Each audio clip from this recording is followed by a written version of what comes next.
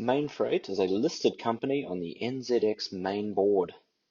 As a global logistics provider, Mainfreight offers managed warehousing and international and domestic freight forwarding across Australia, China, Europe, New Zealand, and the Americas. They utilize road, rail, air, and ocean networks to facilitate a variety of freight services, from standard palletized freight to dangerous goods to home deliveries.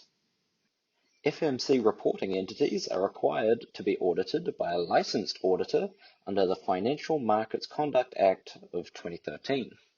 Included under this umbrella term are companies listed on the NZX, such as Mainfreight. Mainfreight as an entity benefits from an audit. They gain credibility in the user's eyes when they receive a positive audit report. An additional benefit, as stated by a senior partner of KPMG US, is that audits save companies 1 to 3% in cost of capital.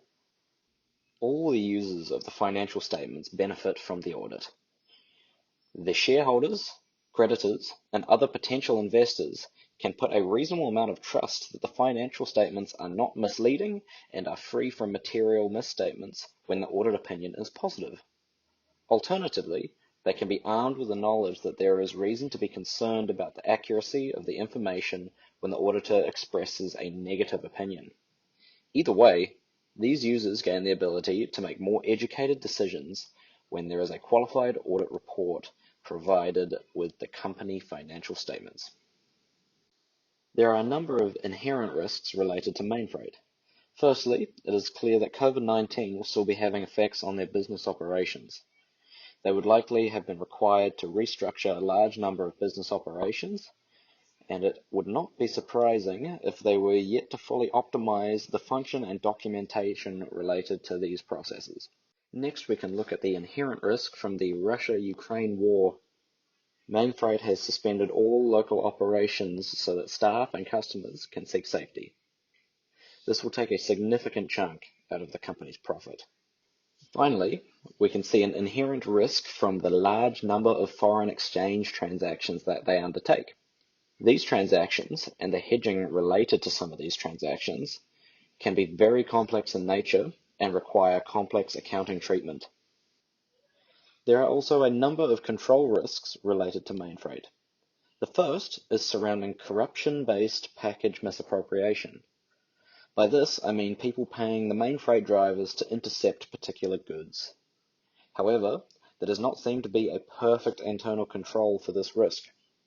It would take a while for this misappropriation to be discovered, and by that time, the goods would be long gone. There is also risks related to misappropriation through the warehousing operation. With the scale that Mainfreight has achieved, their warehousing operations will likely involve a complex information system. If a package does happen to get misplaced for whatever reason, it could be very challenging to recover. The final control risk that I would like to discuss relates to segregation of duties. With so many stages to the Mainfreight business operations, there must also be an extensive structure of segregation of duties that runs through each section of the operation. In the last year or so, businesses have been struggling to find staff. With all the pressure of COVID on top of this, it is possible that a number of managers are in a situation where they need to check their own work, which leads to a strong possibility of misstatement. The inherent and control risks are spread over a vast array of business activities. I would consider them to be moderate in significance. Also, there are many kinds of assertions being challenged. Financial exchange risks could lead to valuation and appropriate presentation risks. Warehouse issues challenge the completeness of their disclosures. Segregation of duties issues pose a threat to all 7 of the possible assertions across the entire range of business operations. This means that we would need to look at each aspect of the business operations from a number of different angles. All in all, given these factors, I would say that detection risk would need to be reasonably low in this audit. My conclusion would be that the overall risk of the audit is medium. This is because the main risks come from the size and complexity of the organization, and with appropriate detection risk, we can reduce the audit risk to a manageable level. Thanks for listening.